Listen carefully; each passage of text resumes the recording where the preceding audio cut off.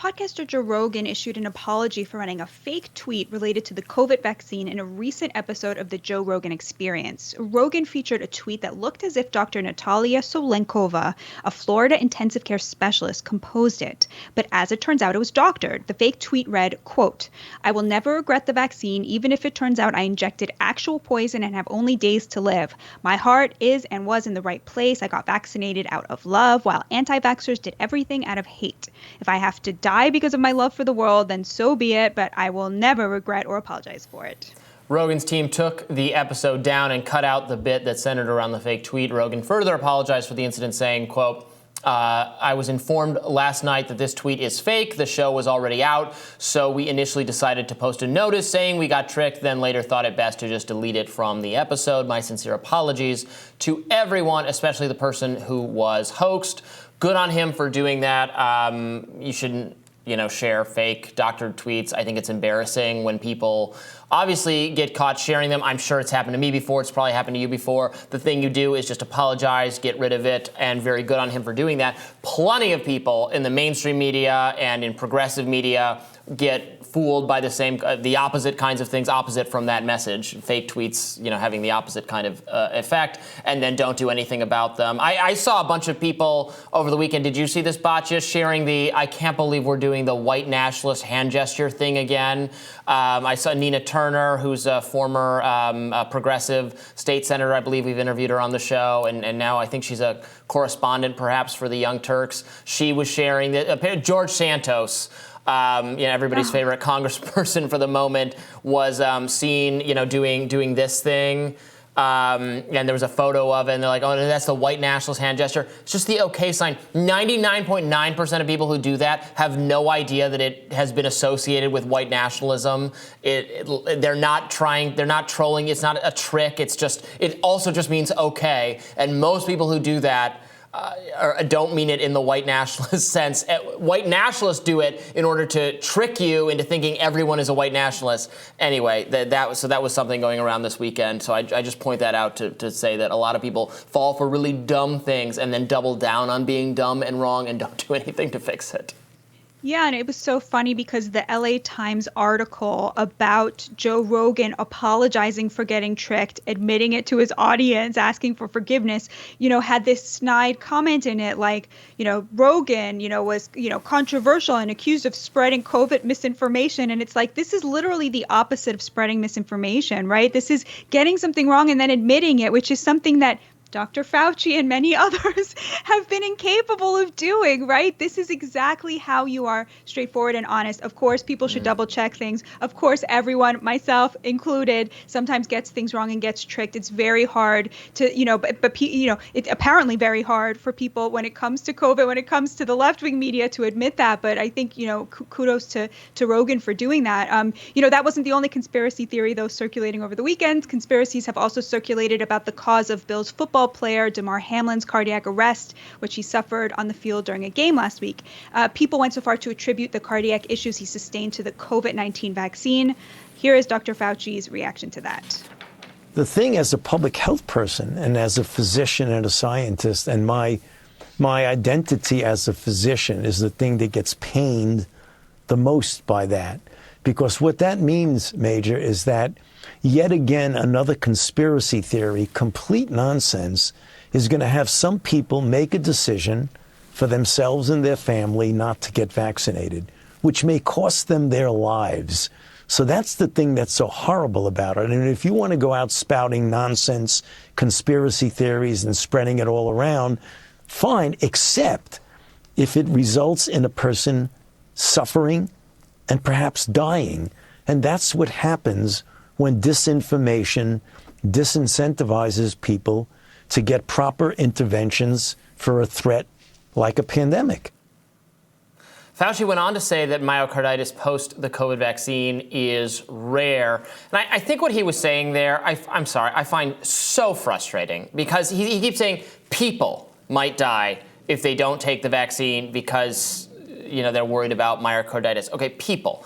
Let's break that down a little further. Are people in Damar Hamlin's age range, health profile, et cetera, are they at significant risk? Are they at virtually any risk of dying of COVID? And we know the answer is no. Now, I don't think my reading of the data suggests to me they're also not particularly vulnerable or at risk for vaccine-related myocarditis. This seems to be very rare. So I don't agree with like the vaccine opponents who are saying, myocarditis is spiking everywhere and it's because of the vaccine. We know that COVID actually itself can cause myocarditis. And, there's so many people who have had COVID and have had the vaccine. So even if they then did experience myocarditis, it would be hard to ascribe it to one or the other. Looks to me like it is a very rare occurrence. So I'm not like contesting what he's saying about the vaccine generally being safe, but also COVID is not particularly harmful for the age range we're talking about when we're talking about Damar Hamlin type people. So you can't it's not. Certainly some otherwise healthy people have just dropped out of COVID, but for the most part, we're talking about people who are immunocompromised or the elderly. Those people, I think the calculation for whether they should get the vaccine is pretty obvious, although I would still leave it to them. But that's different than saying like a Damar Hamlin type person would be at risk if he wasn't vaccinated. And he totally collapses those distinctions. It seems to me it's proper to have distinctions based on what your age range is and what your health profile is for whether you get vaccinated or whether you get boosted or how many times you would get boosted. All of that is going to be a factor. And he just ignores all of that. Here's my question. Why the huge empathy gap among liberals between people who have long COVID and young men who experience myocarditis, sometimes in small cases related to the vaccine? There is an enormous empathy gap there. It seems like they want us talking about long COVID all the time, but they have no compassion for these young men. Sure, maybe it's a really small number of them. Yeah. But I can't help but feel it's because young men are sort of at the bottom of some kind of pecking order where they just don't matter and their suffering doesn't matter and their issues don't matter. Look, it may be a tiny proportion of them, but these are people who would have been completely healthy, who have now enormous health problems due to something they were told would save their lives, right?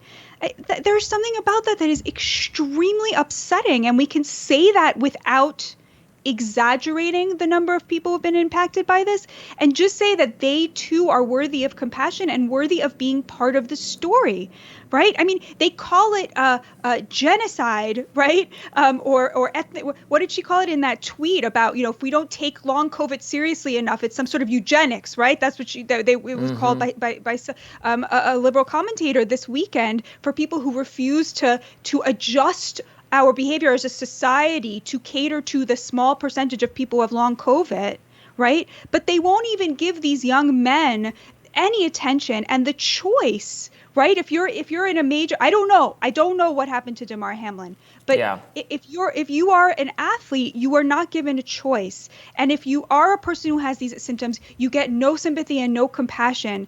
And I think that's really wrong. And it really bothers me because they were deprived of, first of all, we were all deprived of the debate, but then they are systematically deprived of the kind of compassion that people with much less severe problems consistently demand, that we all cater to. And I think that's wrong.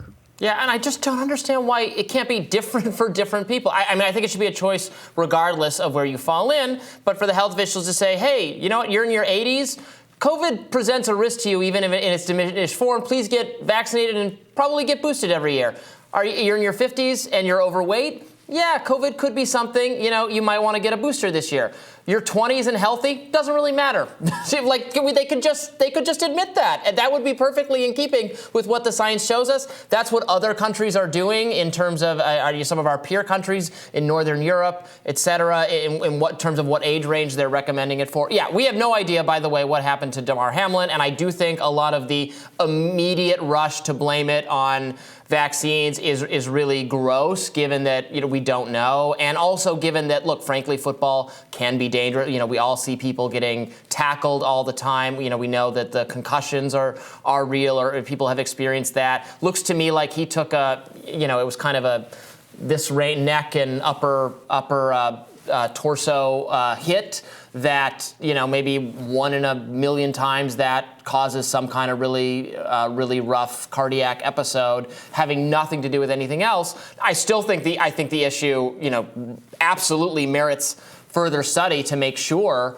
that we know what kind of effect both the vaccines and COVID will have on the bodies of otherwise healthy young people. But yeah, that's my 2 cents of the Robby, situation. I have to say, it's not all on them for believing these conspiracy theories, right? Because the medical establishment has behaved in such a sketchy way about hiding from us things that are actually true. Right? That of course people are then going to be less likely to believe them. And if you have a company that says, I demand to have full protection from liability for this thing we're going to force everybody to inject into their arms, right? I mean, of course people are going to be suspicious. Of course they're going to jump to conclusions. And of course they're going to feel like there's a high likelihood that they're not being told the truth, because indeed they have not been told the truth. So I think that responsibility for people jumping to conclusions is very much shared. Of course we'll wait and see what happens. And of course, we wish the best for Damar Hamlin. Such great news that he seems to be recuperating. Really, really love to see it. It just fills you with joy to see that he's going to be okay, hopefully, God willing. Absolutely. All right, we'll have more Rising right after this.